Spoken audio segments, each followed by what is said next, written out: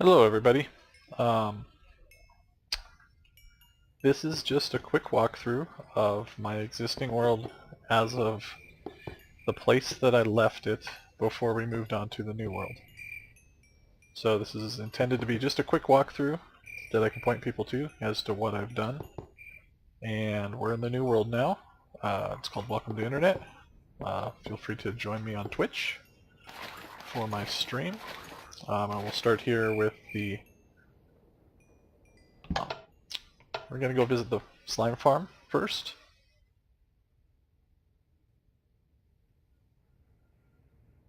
The idea here was that we would farm slimes and have them sent up to be used as thom, or using laser beams that suck you into the corners, and then thom craft seals to kill the slimes and put them into chests, which puts them into the sorting system. Very basic. Didn't get very far on this project. We stopped working on this world due to just pure lag issues. If you watch my frame rate in the upper left hand corner, you'll see that it fluctuates quite a bit.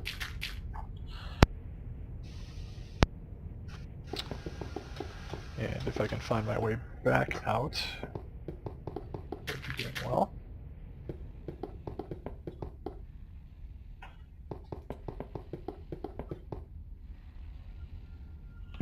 So we're going back up, out of the mines,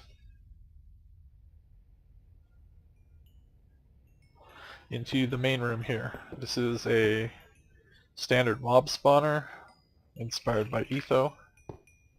We have your standard working room here, red power furnaces, project tables. So this is where I craft all of my items. This is our Thaumcraft area. Below this area is our taint processing room. So this is how we pull taint out of the system. As you can see, it's pretty high, but it comes down as these run. This taint is piped out to our wasteland area. Down here is where we accept incoming thom, so you can request items down here through logistics pipes. So if I want to request some mold to become thom, I just send it there and away it goes. And you can see slimes coming in here from our slime farm. Again, this becomes, we have a condenser here, processing tank, and then we have areas for crystals here to also process. I think I have a portal back up right there. Okay. So we are back here. Inside of here, we have what was the Quasidium we used to research everything. We have nothing left to research in this world. We have some crystals here, mostly for looks, but also as a small crystal farm. And then we have our occultic enchanter room there. Coming over here, we have a elevator up to our chests. So this is where we store all of our items.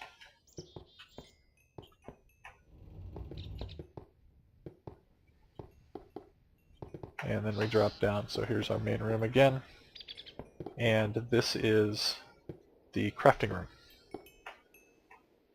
So these are all automated crafters, primarily for railcraft and red power 2 items, but a lot of vanilla stuff as well. Coming over here we have bees. Our bee system consists of apiaries here, which are the normal bees. We have a desert biome for desert bees. And we also have 2 quarries which are currently disabled. One is completed, so this was the first quarry. I haven't gone back through and picked out items, and this is the currently disabled quarry.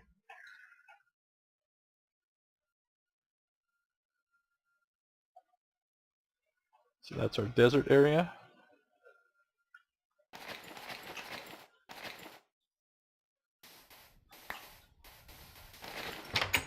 And then coming back in here, we have our jungle area. This is a small jungle biome. It's the only jungle biome in this world. It is about a half an hour away from my base. Here we have an automated portal that is currently technically broken. It does not like to turn off itself. So under normal circumstances I turn it off and it should go down.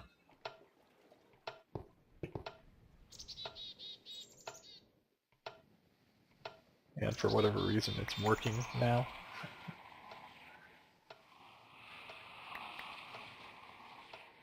And then in a moment the floor should slide back up underneath it and replace itself. Coming around here, we have a small Thaumcraft wheat farm. Items are automatically planted, the land is tilled, the wheat is encouraged to grow, and it is harvested when it was completed. It's a fully built out millionaire village that is not in my new world. I have no idea how those guys are hanging out up there other than that's in the mob trap. So there's the outside of the mob trap.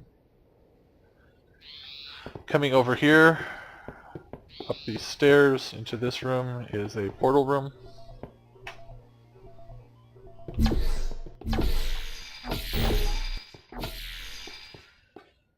This is the chest where seeds go to be replanted. The wheat is processed and any excess is run to my recycling system. Over here is my Buildcraft engines, all powered by biofuel. This engine automatically creates more biofuel when needed. I did not, however, put an automatic start on these engines, but I always run at least one of them. We have our Buildcraft crafting table here. Requires essentially all of these to be running for it to support that many lasers. We have our mass fabricator here, and this is our IC2 recycling system as well as crafting system. So items will come through here when they get processed. Ores are automatically macerated and cooked and sent back to our sorting system in the main base over there. This is our nuclear control. This is our cobble gen control. If I turn this on, the cobble generator will start. Each of these lights and reactors has 3 states. 1 is stopped, which is red. 2 is turned on, however not producing any energy, which would be yellow. And then green is an actively running nuke. We have 4 Mark II reactors and a breeder, which are all currently turned off. This is my cobble gen. Pretty standard cobble gen. Cycles back to the recyclers. This is the wiring supporting the nuclear power plant. And the laser mod. The lights are done with the laser mod. Coming up here we have our nuclear power plants. Pretty standard stuff. And here is the breeder. The breeder is controlled with the nuclear control mod. It's set to run at 9,000 degrees. This is my current breeder configuration. It's a self-heating breeder configuration where you change out the ore or the uranium config once it's reached its ideal temperature. Coming back over here, we have a pathway down around here. This is where we pick up our drops from our mob spawner. Over here, when we get into this cart, we follow our taint processing, which pipes the taint out to our wasteland, which is somewhere around the range of 128 to 150 blocks away from our base, where we have this large tainted area. All the taint comes out and gets processed through these filters, which don't seem to be doing anything currently for some reason. It's kind of odd.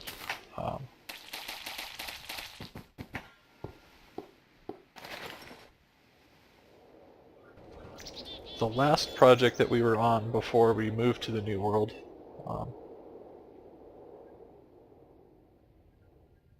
is a crystal farm room.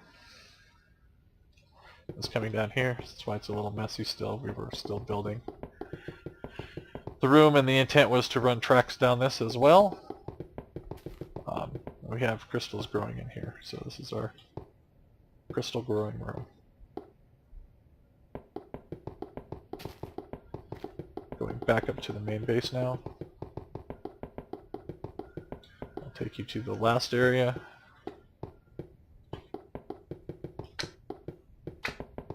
As you can see, load times and frame rates are very low. And there's not much I can do about that. Hey, Mr. Skeleton. In here we have a... Oops, I didn't want to go up. Mycelium. Well, it's a moistener, and I use this to create mossy cobblestone when needed. And then coming in here is the control room for the portal. There's nothing too fancy. However, the wireless redstone seems to have issues if they light up while that's moving. The portal is down here, and then that's the plate that moves up to the top.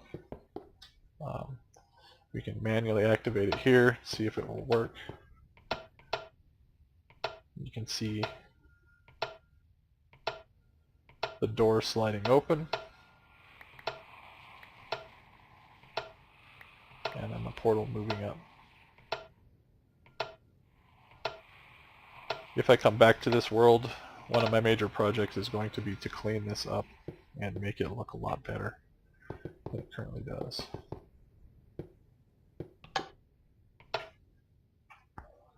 Yeah, it didn't make it that run.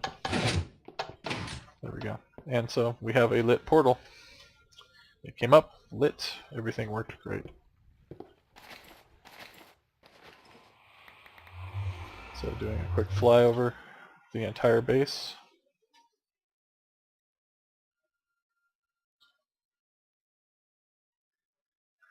Very slow loading.